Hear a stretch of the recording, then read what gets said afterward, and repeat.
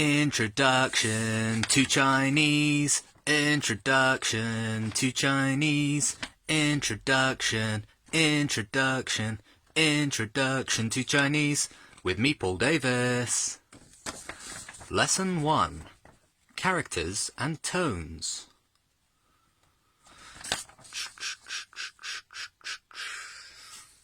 Okay, ladies and gents, so if you're anything like me, day 1 of isolation involved too many quarantinis. So it's time to move into the learning phase of lockdown. I'm learning Chinese. Learn with me. Yay! So, lesson 1. The two biggest challenges for an English native speaker learning Chinese are the tones and the characters. We're probably familiar with Chinese characters, which look like an alien language. However, we may not be familiar with tones. Okay, so written Chinese has two parts, the character and the pinyin, it looks a lot like English, which makes things quite a lot easier. It doesn't sound exactly the same as English pronunciation, but ma is ma. There's a similarity, so that makes our life a little bit easier. So pinyin refers to the pronunciation, and it has three parts: an initial, m, final, r, and a tone. Now this is the third tone. Okay, so Chinese is a tonal language, dun dun dun dun dun, which makes it really difficult. So this would be pronounced ma, and the way that you pronounce it, the tone, so you see it's third tone, falling and then rising. So ma, that affects the meaning of the syllable. So, what are the four tones? Four tones: first tone, second, third, and fourth. Ma, ma, ma, ma. So, high and flat tone, the first tone. And in this example, we are using ma, which means mother. Now, usually, we'll see that as mama.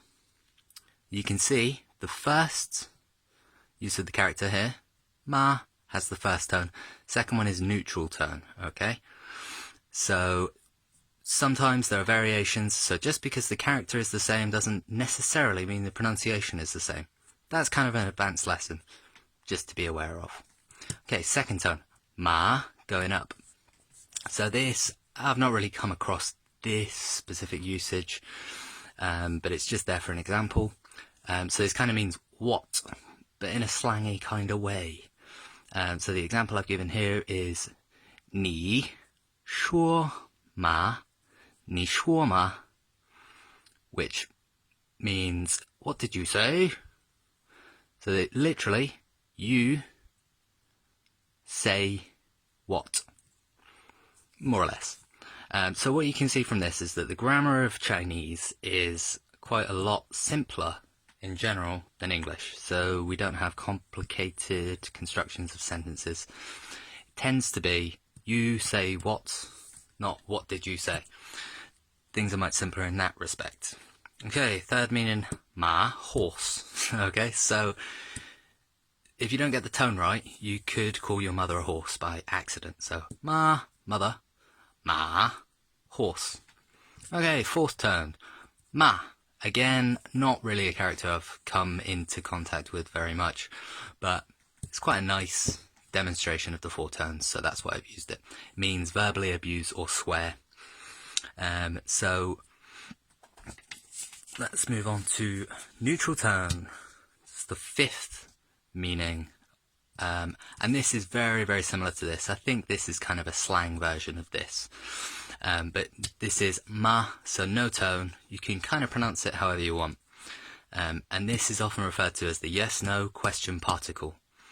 So what that means is that if you want to ask a yes-no question, instead of changing the construction of the sentence, you just add ma on the end. So we can kind of see that here, meaning slightly different. You see the characters the same, And yeah, I think this is basically kind of a slang version of this, but what you would do to form a yes-no question is you would make the statement and then add ma on the end. So instead of saying, are you going to the shop? You would say, you are going to the shop, ma. You are going to the shop, ma? It's like a, yes. You're going to the shop, yes. So that's just a brief introduction to some characters, but really the point I'm trying to get home is how the characters work and how the four tones work. Okay, so one more note on characters. You'll notice that this character, horse, features in every single one of these here. So that's interesting to note, because as a general rule in Chinese, characters that have two parts like this one will have one that refers to the meaning and one that refers to the pronunciation. So that's where ma comes from. It's the horse on the right hand side. On the left hand side we have nu, which it means female or woman. So that indicates this means mother. It's not a precise art, but it's a way of getting your head around how things work in Chinese. And we see again here we have this character, or this element of the character on its own. This is ko, which means mouth. So, you know, if you're asking a yes-no question, you're using your mouth, you can kind of see there's a connection there. A little bit.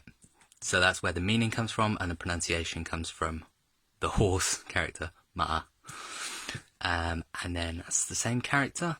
This one, these are two mouths, actually, in basic Chinese character constructions. So if you have that as a character on its own, that's again ko, same thing as that. I know it looks a little bit different, but it's the same element. If you have two of those together, that means xuan, which is clamour or noise. So you can see that if you combine that with the pronunciation ma, that gives you the word ma, which means verbally abuse or swear. Okay, so that's quite a lot of information there, just loaded on you. So let's do a little recap. Lesson 1, characters and tones. Chinese features characters and uses pinyin to help you understand what the pronunciation is. A pinyin has 3 parts. Ma, a, tone. Okay, initial, final, and tone. Now,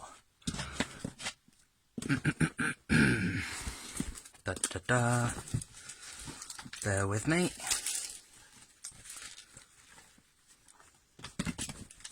In fact, don't. Let's call it